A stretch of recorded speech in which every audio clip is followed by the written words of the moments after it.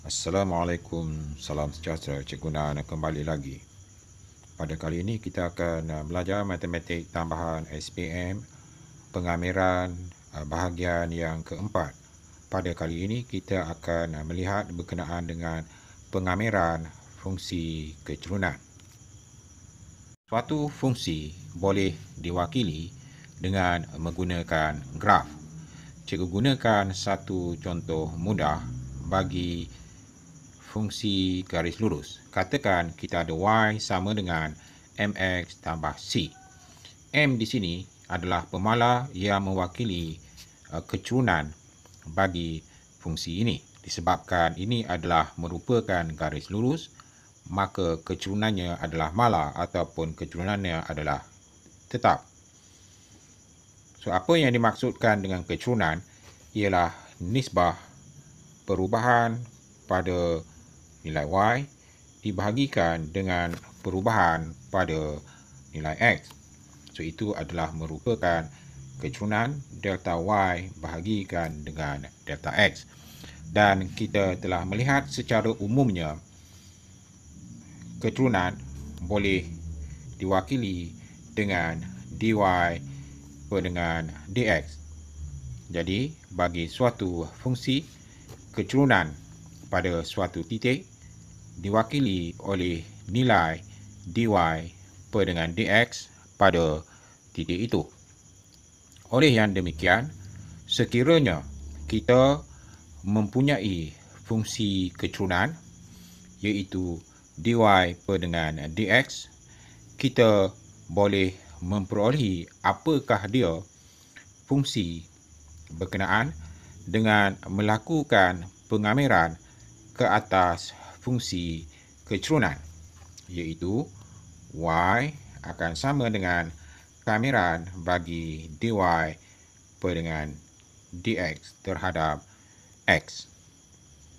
Jadi, dengan menggunakan pemahaman kita berkenaan dengan konsep ini, kita boleh melakukan pengamiran ke atas fungsi keturunan dy dx bagi mendapatkan fungsi asal.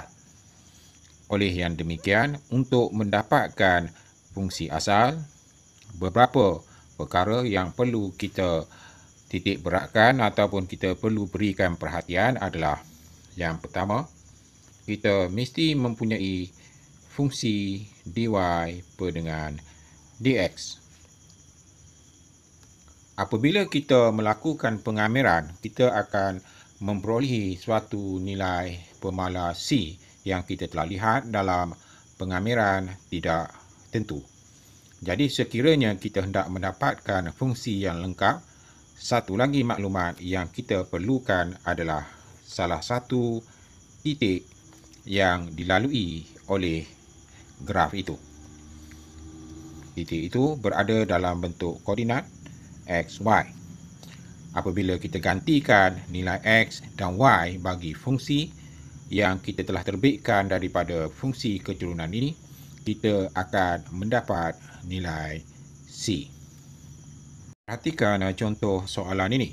Diberi dy per dengan dx sama dengan 2x tambah 3, cari fungsi y dalam sebutan c. So, perhatikan, kita diberi fungsi keturunan dy per dengan dx. Bila kita hendak mendapatkan fungsi y, kita perlu lakukan pengamiran ke atas dy per dengan dx terhadap x. Jadi, ini samalah dengan kita melakukan pengamiran ke atas 2x tambah 3 terhadap x. Perhatikan dalam fungsi ini terdapat dua sebutan, 2x dan 3. Kita boleh lakukan pengamiran secara berasingan. So, hasil yang kita perolehi adalah bila kita kamirkan 2x, kita akan dapat 2x kuasa 2 perkan dengan 2.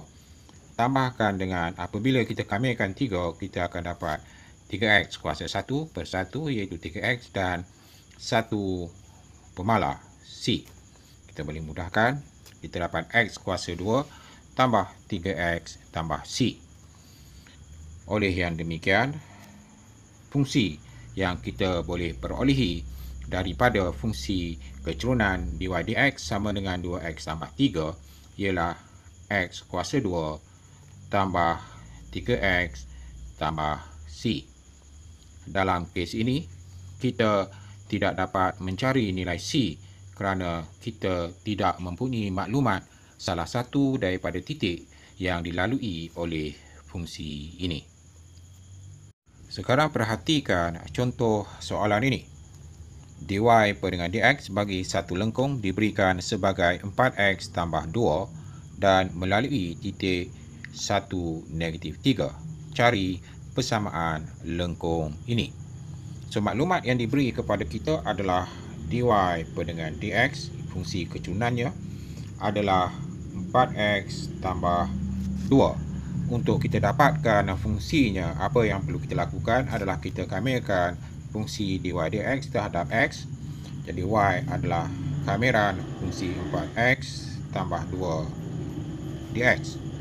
Bila kita kamerkan fungsi ini, kita akan dapat 4x kuasa 2 per 2 tambah 2x kuasa 1 per 1 tambahkan dengan c.